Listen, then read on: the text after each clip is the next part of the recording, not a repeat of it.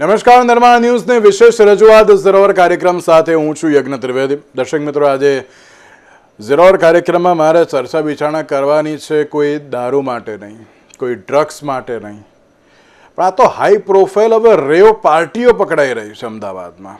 રેવ party કે જેમાં મુખ્યત્વે આઉટ ઓફ ઇન્ડિયાના જે તમામ લોકો હતા તેવી બાબત સામે આવી। એમાં પછી નાઇજીરિયા હોય કે પછી મેડાગાસ્કર હોય કે પછી અન્ય કોઈ પણ અત્યારે તો કન્ટ્રી હોય કે જેના નાઇજીરિયન જે વ્યક્તિઓ હતા તે ઝડપાયા।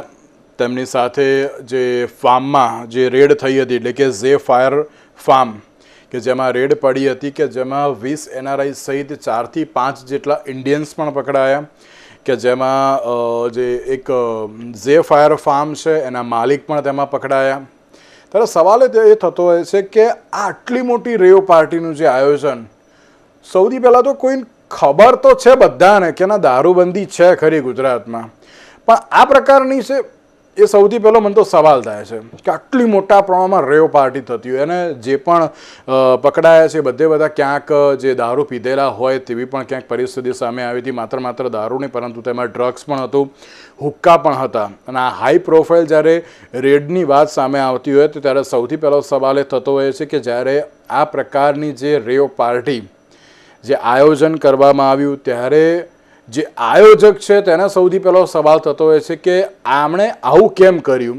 ચલો હવે આયોજકને હું જવા દઉં છું, કારણ કે એક એવી વિગત પણ આવી છે કે કેન્યાનો જે એક સ્ટુડન્ટ હતો કે જેણે આ રેવ પાર્ટી આખી ઓર્ગેનાઇઝ કરી હતી, પણ જેણે ફાર્મ આપ્યો કે આ ફાર્મમાં તમે અત્યારે તો પાર્ટી કરી શકો, શું એને પણ અત્યારે તો કોઈ કાયદાનો ડર ન રહ્યો તેવો પણ સવાલ થતો હોય છે। ત્યારે તમામ મુદ્દાઓને લઈને આજે મારે ચર્ચા વિચારણા કરવી છે અને ચર્ચા વિચારણા કરવા માટે અમારી સાથે જોડી ગયા છે દીપકભાઈ વ્યાસ કે જેઓ નિવૃત્ત પોલીસ અધિકારી છે, સાથે સાથે જે શૈશવભાઈ વોરા આપણી સાથે જોડી ગયા છે કે જેઓ બ્લોગર છે, અને સાથે જ કશિશ કાપડી આપણી સાથે જોડી ગયા છે કે જેઓ યુથ એક્ટિવિસ્ટ છે। જે આપ ત્રણનું સૌથી પહેલાં તો સ્વાગત છે। નમસ્કાર દીપકભાઈ, એમ કહેવાય ને કે અમદાવાદમાં અત્યાર સુધી દારૂના જે કિસ્સાઓ આપણે જોયા છે તેની ઉપર આપણે ચર્ચા કરી હતી, દારૂની સાથે સાથે ડ્રગ્સના કિસ્સાઓ પણ બન્યા તેની ઉપર પણ આપણે ચર્ચા કરી, પણ હવે તો આ તો રેવ પાર્ટી જે આખી સામે આવી છે અને એમાં પણ મોસ્ટલી જે NRI સહિત 2 જેટલા ભારતીયો હોય તેવી પણ વિગતો સામે આવી છે। કઈ રીતે જોઈ રહ્યા છો આ આખી જે બાબતને આપ? સૌથી પહેલાં તો અમદાવાદ જિલ્લાના પોલીસ અધિક્ષક, ત્યાંના DYSP, LCB, local Bopal police સ્ટેશનના જે કર્મચારીઓએ જે આ રેડ કન્ડક્ટ કરી છે એ લોકોને હું હૃદયથી અભિનંદન આપું છું। શહેરના બોપલ જે આ એરિયા છે, જે સિલજનો જે એરિયા છે, આ સિલજનો એ એરિયા શહેરનો મધ્ય ભાગ જ ગણાય કે જ્યાં ધનાઢ્ય લોકો, પોસ્ટ લોકાલિટી રહે છે।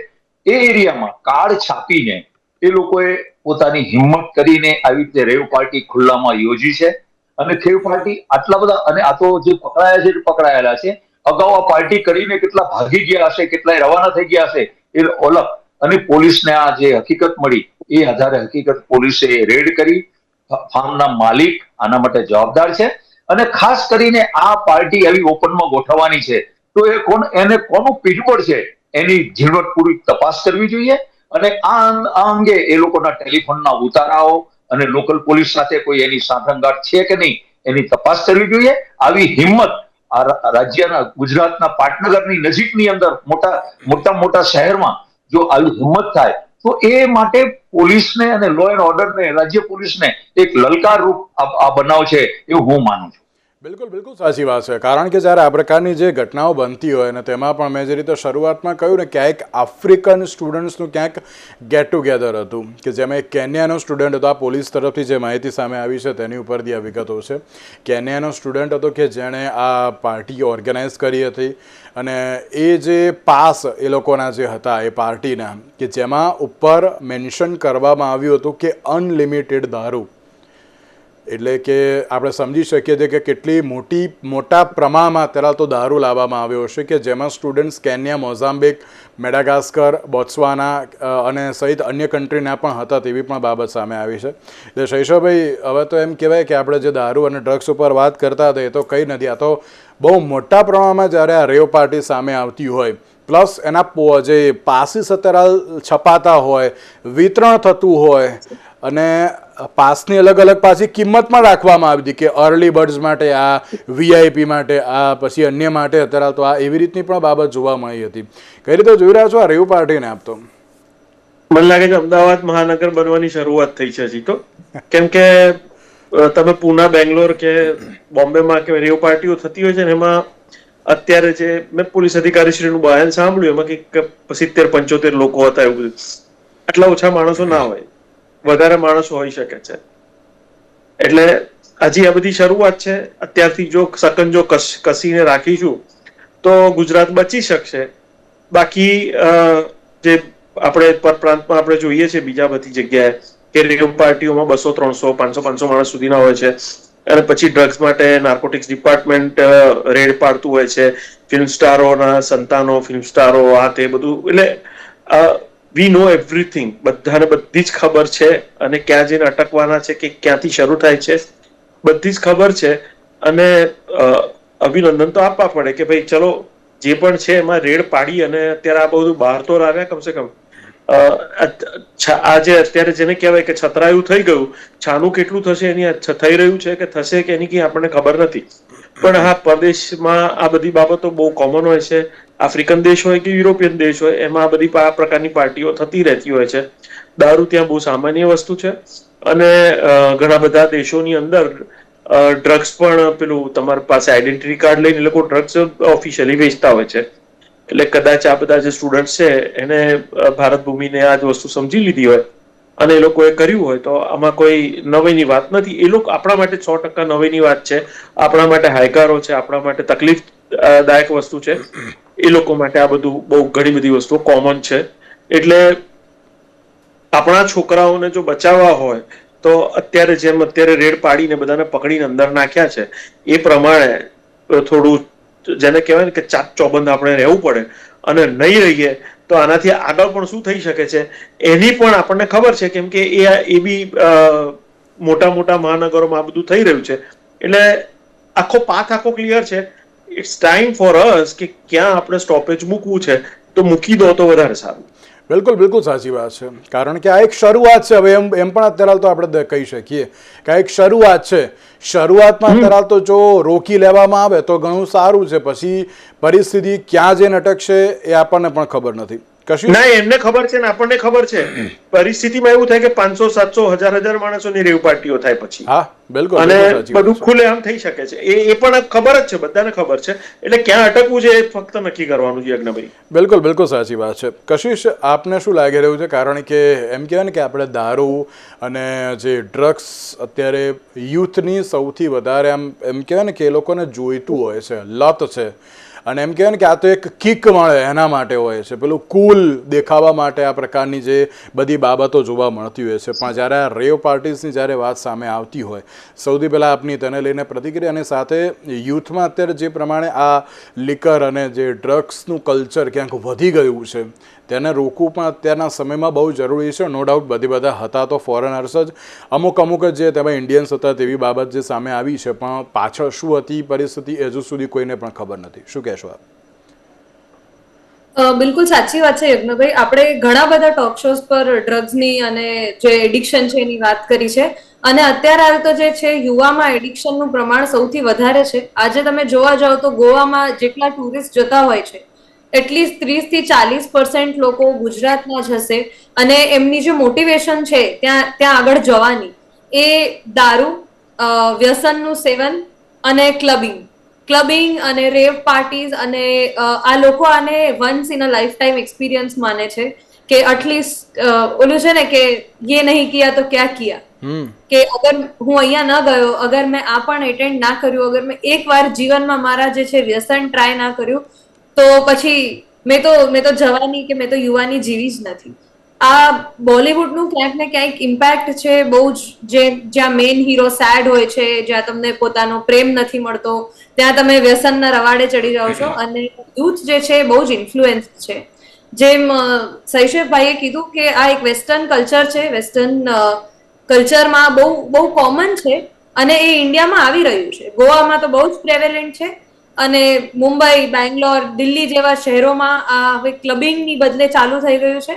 હાઉસ પાર્ટીઝ, રેવ પાર્ટીઝ, જ્યાં થોડાક જ લોકો તમે ભેગા કરો અને તમે બધા મળી અને દારૂ પીવો, ડ્રગ્સ કરો. આજે છે ગુજરાતમાં હજી મને એવું છે કે નાના પાયે થાય છે, પણ જેમ બે વ્યક્તિઓએ કીધું કે આપણે એને મોટા પાયે થવા ન દેવું જોઈએ.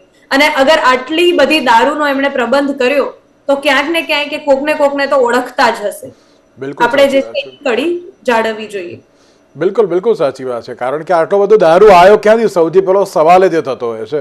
અનલિમિટેડ દારૂના જો તમે પાસીસ અત્યારે વેચતા હોવ ત્યારે સૌથી પહેલી બાબત એ થતી હોય છે. દીપકભાઈ, આ સવાલ આપણે કે આ અનલિમિટેડ દારૂની બાબતમાં આટલો બધો દારૂ ગુજરાતમાં આવ્યો તો ક્યાંક એમ પણ લાગી રહ્યું છે કે ના, હજુ પણ નો ડાઉટ રેડ પાડી બધું સારું કર્યું, એમાં કોઈ ના નહીં, એક્સેપ્ટેડ, પણ આ દારૂ આવ્યો ક્યાંથી? હવે તો તેની પણ તપાસ થવી બહુ જરૂરી છે ને.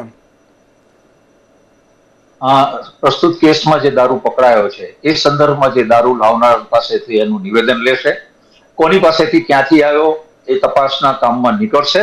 અને ખાસ કરીને આપણે કહીશ કે એટલી મોટી ગુજરાતની સરહદો છે, તો સરહદો ઉપરથી લોકો પોતાની ગાડીમાં, તમે દરરોજ ન્યૂઝપેપરમાં અને ટીવી ચેનલો ઉપર જોવો છો કે ગુજરાતમાં ફોરેન લીકર કોઈ પણ રીતે લોકો ઘાસની અંદર, બેરલમાં, ઓઇલની ટેન્કરમાં જુદી જુદી રીતે લાવવાનો પ્રયત્ન કરી અને પોતે ધંધાકીય પ્રોફિટ મેળવવા માટેનો પ્રયત્ન કરે છે.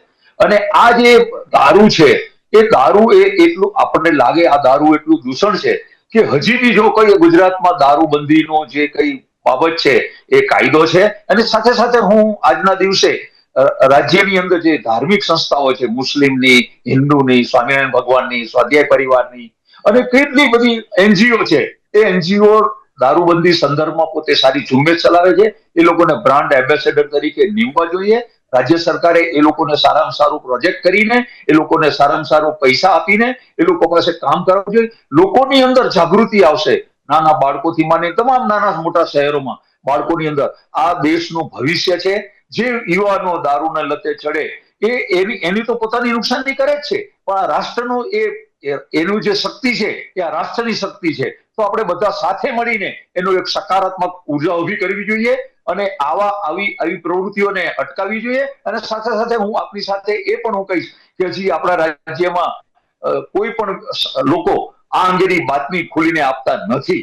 એ લોકોએ આવી કોઈ પ્રવૃત્તિ તમારા ધ્યાનમાં, આપના મારફતે હું દર્શકોને કહીશ કે આવી કોઈ પ્રવૃત્તિઓ આપના ધ્યાનમાં આવે તો એ સંદર્ભમાં તમે જાગૃત રહો. એ કોઈના બાળકો આ રીતે ગેર લઈને ઊંધી રસ્તે ચડતા હોય તો એને પાછા લાવવા માટેનો આપણે સકારાત્મક પ્રયાસ કરવો જોઈએ. તો બધાએ સંયુક્ત પ્રયાસ કરવો. એક વાત મારે દીપકભાઈ હજુ પણ આપણે પૂછવી છે. તમે જે રીતે કહ્યું કે ના, કોન્સેપ્ટ સારો છે, હું ના નથી પાડતો કે જે હિન્દુ મુસ્લિમના જે અગ્રણીઓ હોય, ધર્મગુરુ, કે જેમને બ્રાન્ડ એમ્બેસેડર બનાવીને આપણે બધું કરીએ, પણ જો ગુજરાત પોલીસ જે દંડા મારવાનું ચાલુ કરે કે બધી પ્રોપર રેડ પાડવાનું ચાલુ કરે તો પણ ક્યાંક બધું બંધ થઈ જશે ને? એવું નથી લાગતું દીપકભાઈ? 100% થશે. દંડા મારવાની જયારે આપ વાત કરો છો ત્યારે તો કાયદાની અંદર આપને મારફતે હું કહીશ કે કાયદામાં કોઈ પણ જગ્યાએ મારવાની કોઈ પણ જોગવાઈઓ નહીં. એટલે હું એમ નથી કહેતો કે ના દંડા જ મારો, એમ આ તો ખાલી એક વર્ડનો યુઝ કર્યો મેં. હું એમ નથી કહેતો મારો ને એવી રીતે, ના. એક ઉદાહરણરૂપ કાર્યવાહી થાય ને દીપકભાઈ, એક ઉદાહરણરૂપ કાર્યવાહી થાય ને તો બધા બંધ થઈ જાય, એ બાબત પણ છે.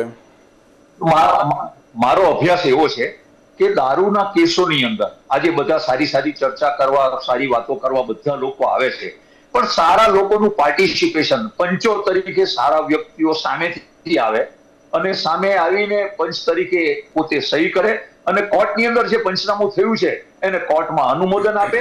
અને ત્યાં જ્યારે પંચો પોતાની વાતને કોર્ટમાં અનુમોદન આપશે ત્યારે એને સજા થશે. મેક્સિમમ કેસોની અંદર મેં અભ્યાસ કર્યો છે ત્યાં સુધી આ પંચો સામાન્ય માણસો, રિક્ષા ડ્રાઈવર કે ટ્રક ડ્રાઈવર કે નાનો મજૂર માણસને લઈ લેતા હોય છે અને જ્યારે કોર્ટમાં કેસ ચાલે ત્યારે હોસ્ટાઇલ થઈ જાય. એટલે મેક્સિમમ કેસોની અંદર લોકો હોસ્ટાઇલ પંચો હોસ્ટાઇલ થવાને કારણે એક્વિટલ થઈ જતા હોય છે. જે કાયદો છે એની ઇફેક્ટ સારી રીતે થવી જોઈએ. સમય મર્યાદામાં કેસો ચલાવીને આ અંગેની સ્પેશિયલ કોર્ટો તૈયાર કરવી જોઈએ. કોઈ પણ પ્રોહિબિશનનો કેસ છે એ 3 કે 4 6 મહિનાની અંદર એનો નિકાલ કરવો જોઈએ કે જેની ઇફેક્ટ લોકો ઉપર પડે, લોકોને કાયદાનો ભય લાગે અને કાયદો બધા માટે સરખો છે એવી એક અનુભૂતિ પેદા થાય. એના માટે એક બધાએ સાથે મળીને એક આ સકારાત્મક આવી 6 મહિનાની અંદર કેસો ચાલી જાય એવી ઉર્જા ઉભી કરવી જોઈએ. તો 100% સારા પરિણામ આવશે ને આવશે. શેષવભાઈ, જો કાયદો મજબૂત કરી દેવામાં આવે તો પણ અત્યારે તો ઘણું બધું થઈ શકે છે. અને જે પ્રમાણે દીપકભાઈ પણ એક વાત બહુ સાચી કહી કે જે સારા છે, સારાને જો આમાં ઇન્વોલ્વ કરો તો પણ ઘણો બધો આપણે ચેન્જીસ લાવી શકીએ છીએ. શેષવભાઈ, શું કહેશો આપ? એટલે હવે કેવું છે, આપણે જે જોવું એને જ આપણે જોવા ટેવાયેલા છીએ. બિલકુલ. જાગૃત વૃત્તિ છે ને આપણામાં બહુ સરસ રીતે ગોઠવાયેલી છે. ઘણી બધી વખત એવું છે કે કાયદો જેટલો કડક થાય એટલો મોટો ભ્રષ્ટાચાર વધતો હોય છે, એટલે એમાં તોડ વધતો હોય છે. આ પણ એક હકીકત છે. એટલે આપણે એવું ના કહી શકીએ કે ક્યાંય ભ્રષ્ટાચારનું આપણે નિર્મૂલન કરી નાખ્યું છે, અત્યારે રામ રાજ્ય સ્થપાઈ ગયું છે, ક્યાંય ક્યાંય ભ્રષ્ટાચાર થતો જ નથી અને દરેક સરકારી અધિકારીઓ, સરકારી માણસો બધા ખૂબ સુંદર રીતે કામ કરી રહ્યા છે. દીપકભાઈ સાહેબે જે વાતો કરી આદર્શ વાતો છે, આદર્શ વાતો સુધી આપણે હજી સુધી પહોંચ્યા નથી. એટલી આદર્શ પરિસ્થિતિએ પહોંચ્યા એટલે પહોંચવાના પ્રયત્ન થઈ શકે, પહોંચ્યા નથી. એટલે કાયદાનું પાલન કરવું એ દરેક નાગરિકની ફરજ છે, પણ એની અંદર વચ્ચે જે આડો ઉતરે છે એ ભ્રષ્ટાચાર ઉતરે છે. હવે આ જે ભ્રષ્ટાચાર છે એના માટે ફરી પાછો આપણે એક ટોપિક લેવો પડે ને એક આખી ડિબેટ ફરી કરવી પડે. બિલકુલ, બિલકુલ. એની ઉપર આપણે આગળ ના વધતા હું એટલું કહીશ કે ભાઈ જે કઈ અત્યારે તમે કાયદા બનાવેલા છે અને જે તમે અત્યારે મૂળ મુદ્દો જો તમે અત્યારે લીધેલો હતો કે સપ્લાય ક્યાંથી આવ્યો, તો સપ્લાય ક્યાંથી આવ્યો એની કઈ રીતે આવે છે. દીપકભાઈ સાહેબે બી અત્યારે કીધું કે ઘણી બધી રીતે આવી શકે છે, આવે છે, જો તો એટલે જ્યાં સુધી આપણને લોકોને ખબર જ ના હોય કે આ રૂટથી પરફેક્ટલી અહીંથી જ આવે છે ત્યાં સુધી જાહેર માધ્યમ ઉપર બેઠા છીએ એટલે એવું બોલી બી ના શકાય. પણ ક્યારેક એક સામાન્ય જન તરીકે, નાગરિક તરીકે આપણને એવી ઈચ્છા, એક શંકા થતી હોય છે કે ખબર નહીં હોય આ લોકોને, ખરેખર ખબર નહીં હોય. ખરેખર અનારકલી જેટલું આપણું તંત્ર માસૂમ છે કે એક હાથથી કબૂતર ઉડી ગયું ને પૂછ્યું કે અનારકલી કબૂતર કેસે ઉડ ગયા તો બીજી હાથે બીજું ઉડાડી દીધું. શું આ તંત્ર એટલું બધું માસૂમ છે ખરું કે જેને કશી જ ખબર ના હોય? અત્યારે જે પગલા લીધા એ બહુ સારા પગલા છે, પણ રોકી શક્યા હોત ખરા અને રોકવા જેવું છે ખરું? આ પણ એક ચર્ચાનો મુદ્દો છે. એટલે મારા અત્યારે જે તમે કહો છો, તમારો સવાલ જે હતો કે માલ ક્યાંથી આવ્યો, માલનો સપ્લાયર કોણ, તો આ જે રૂટ છે, રૂટ કોઝ જેને કહેવાય કે મૂળ મુદ્દો છે, એ ક્યાં જઈને અટકે છે એ નક્કી નહીં કરવાનું આપણે. પોઈન્ટ બિલકુલ, બિલકુલ સાચી વાત છે. અને એ કરવું પણ બહુ જરૂરી છે, કારણ કે જો એને અટકાવશો તો જ અત્યારે તો એમ કહે ને કે ના સારા એવા રિઝલ્ટ પણ સપ્લાય જ નહીં હોય તો પછી ક્યાં પાર્ટી કરવાની હતી? બિલકુલ, બિલકુલ સાચી વાત છે. એને જ એટલે મૂળને જ અત્યારે તો જે રોકવાનું છે ને. સપ્લાય ના હોય તો પછી લીંબુ શરબત પીને જ આપણે ઘેર જવું પડે જ ભાઈ. બિલકુલ, બિલકુલ સાચી વાત છે. બિલકુલ, બિલકુલ સાચી વાત છે. એટલે એને જ અત્યારે તો રોકવું બહુ જરૂરી છે. અને તમે જે રીતે ભ્રષ્ટાચારની વાત કરી, નો ડાઉટ એ વાત બહુ તમારી સાચી છે, કારણ કે ક્યાંક કોઈને નથી ખબર હોતી એવી બાબત પણ નથી હોતી. પણ એવું નથી કે જે કોઈને ખબર ના હોય. લગભગ 6.25 કરોડ ગુજરાતીને ખબર છે કે આમાં શું થયું હોય, કેવી રીતે થયું હોય, કેમ થયું હોય, શું મોડસ ઓપરેન્ડી રહી હશે, કેમનું થયું હશે અને ક્યાં છે, શું છે. એટલે દરેકને દરેક વસ્તુ ખબર છે. જે સપ્લાય ચેઇનના ટી શર્ટો પહેરીને લોકો સપ્લાય કરી દે છે. બિલકુલ. એટલે સવાલ હવે એ જ છે કે જ્યારે આટલું મોટી અત્યારે તો હાઈ પ્રોફાઇલ પાર્ટી જે સામે આવી ઝે ફાયર ફાર્મ હાઉસમાં, હવે તપાસ તો કેવી થશે, પણ તેની સાથે કશિશ આપને એક સવાલ એ પણ હું પૂછવા માંગીશ કે જે વેબ સિરીઝ, મૂવીઝ એ બધામાં જેમ બતાવવામાં આવતું હોય છે કે આ પ્રકારની પાર્ટીઝમાં જાઓ તે બહુ સારું છે, એ બધામાં જવું જ જોઈએ, એવું ક્યાંક ઇન્ફ્લુઅન્સ પણ જે લોકો કરતા હોય છે કે ના તમે જાઓ તો જ તમે કુલ બની શકશો, એમને એમ નહીં બની શકે, એવી પણ બાબત જોવા મળતી હોય છે. તો શું લાગે છે કે ના આપણે અત્યારનું જે આ યુથ છે એ બધાને આ કલ્ચરથી થોડા ઘણા દૂર રાખી શકું? કારણ કે એ પોસિબલ નથી, કારણ કે એમ કહેવાય ને કે બધાને કંઈક ને કંઈક સારી એવી બાબતો એ બધી જોઈતી જ હોય છે, પણ આને રોકવું પણ શક્ય છે ખરી? મને એવું લાગે છે કે બિલકુલ શક્ય છે. આજે આપણે આવું કન્ટેન્ટ એક્સપોઝ કરીએ છીએ એટલે આવું કન્ટેન્ટ લોકો કન્ઝ્યુમ કરે છે. ગવર્મેન્ટે ઘણી તો એવી વેબસાઇટ પર બેન લગાડ્યો છે, ઘણી તો એવો કન્ટેન્ટ રોકે છે. આપણી પાસે એક બહુ જ સજ્જ સેન્સર બોર્ડ પણ છે, પણ એક ડેટા મિસિંગ છે. હું ડિરેક્ટલી કનેક્ટ નહીં કરી શકું કે આટલા લોકો વ્યસન એટલે ટ્રાય કરે છે કારણ કે આટલા લોકો મૂવીઝમાં વ્યસન જોએ છે. અગર એ ડેટા પ્રેઝન્ટ કરી શકીએ, આજે આપણે પ્રૂવ કરી શકીએ ગવર્મેન્ટને કે આવા કોન્ટેન્ટ જોવાથી લોકો ઇન્સ્પાયર થાય છે, તો મે બી સેન્સર બોર્ડ પણ એક્શન લે. પણ એ એક રજૂઆતી વસ્તુ છે. આપણે ઘણો બધો ડેટા એના માટે ભેગો કરવો પડશે. એક દેખીતી વસ્તુ પણ છે. અને જે અવેરનેસની વાત કરે છે ને, તો આજનો જે યુવા છે એવું જ માને છે કે હું બધે પ્રમાણે સજ્જ છું, મને ખાલી ફાલતુ ઇન્ફોર્મેશનની જરૂર નથી, મને તમે આવીને શિખામણ આપો એની મારે જરૂર નથી. અને ક્યાંક ને ક્યાંક ખબર નહીં, એક બહુ જ અજીબ મેન્ટાલિટી આવી ગઈ છે લોકોમાં, એવું મને લાગે છે કે એમને કોઈ જાતની બીક જ નથી, કોઈ જાતનો એમને વાંધો નથી. અને કઈ રીતે સમજાવવું હવે? જેમ કે અગર તમે એમને જઈને કહો કે ભાઈ આ તો તમારા માટે ખોટું છે, કે આ તમે કરી રહ્યા છો તો એના પરિણામ આ થશે. હા, મને ખબર છે, તો મને ના સમજાય છે એવી પણ બાબત જોવા મળતી હોય છે. તો એમને સમજાવવું is very difficult. Even psychologically અગર એક વ્યક્તિ સમજવા જ ના માંગતું હોય તો શું તમે એને સમજાવી શકો છો? અને આ એજ એવી છે, કુલ બનવાની એજ છે. જેમ જેમ મોટા થાય એમ એમ ખબર પડતી જાય છે. હવે જે મારા ફ્રેન્ડ્સ એકદમ ઓફિસમાં ને એમ છે, તો એ જ્યારે પોતાની જિંદગીમાં પાછળ ફરીને જોઈએ તો એમને એવું લાગે છે કે અમારે ઘણી એવી વસ્તુઓ છે જે નહોતી કરવા જેવી, કે અમે બહુ જ ખુશ છીએ કે અમે આ વસ્તુઓ નથી કરી. પણ એ હમણાં કોલેજના અને જે સ્કૂલના લોકો છે એમને સમજાવવું થોડુંક કઠિન છે. બિલકુલ બિલકુલ સાચી વાત છે. અને કશિશ, એક બાબત એ પણ ને કે અત્યારે આ બધી પાર્ટીઝને અત્યારે તો યુથ ખૂબ જ મોટી સંખ્યામાં એને એક લાઈફસ્ટાઈલનો એક ભાગ પણ માનતા હોય છે કે ના, ઇટ્સ અ લાઈફસ્ટાઈલ, આપણે એને એક્સેપ્ટ કરવું જોઈએ, એવી પણ બાબત કહેતા હોય છે એ લોકો. આપણે હમણાં તમારી જોડે, પિનલબેન જોડે જયારે દિવાળીની ચર્ચા કરી ત્યારે આપણે એ જ ચર્ચા કરતા હતા કે હવે દિવાળીનું જે બંધન છે કઈ રીતે બદલાઈ ગયું છે કે તમે બસ બહાર જાઓ, તમે પાર્ટી કરો, તમે પત્તા રમવા બેસો અને 2 દારૂની બોટલ ખોલો તો જ દિવાળી મનાય. બાકી તમે ઘરમાં આગળ દીપ પ્રજ્વલિત કરો છો કે તમે પૂજા કરો છો તો એ તો આપણા ઘરના ભાગ છે, એ તો મમ્મી પપ્પા કરતા રહેશે. પણ આપણી દિવાળી કઈ રીતે ઉજવાય છે? તો જો છે બોટલ ખોલીને. અને બધા પાસે એટલા ઇઝીલી ડીલર્સના નંબર છે. અને દારૂ તો હજી ઠીક છે, આપણા જે વ્યસન છે એના ડીલર્સના નંબર છે. તો એ ક્યાંક ને ક્યાંક જે શૈશવભાઈ વાત કરતા હતા, હું અગ્રી કરીશ કે બધાને કોઈ જ જાણકારી ન હોય એવું તો ના બની શકે. બિલકુલ બિલકુલ સાચી વાત છે.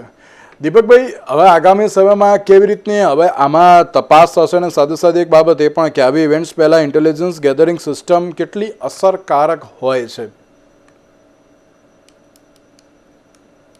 ઇન્ટેલિજન્સ સિસ્ટમમાં સ્થાનિક પોલીસને આ રેવ પાર્ટીની ખબર પડી એટલે એ લોકોએ રેડ કરી. એટલે ઇન્ટેલિજન્સી પોલીસની હોય જ છે, પરંતુ આ અગાઉની કોઈ પણ લોકો, સામાન્ય લોકોએ પણ પોતાની પાસે આવી કોઈ પણ માહિતી હોય એની લેખિતમાં જાણ કરવી જોઈએ, કે જેથી રેકોર્ડ ઉપર રહે કે આ માહિતી આ જગ્યાએ આવું ચાલે છે, એવું લેખિતમાં જાણ કરી છે.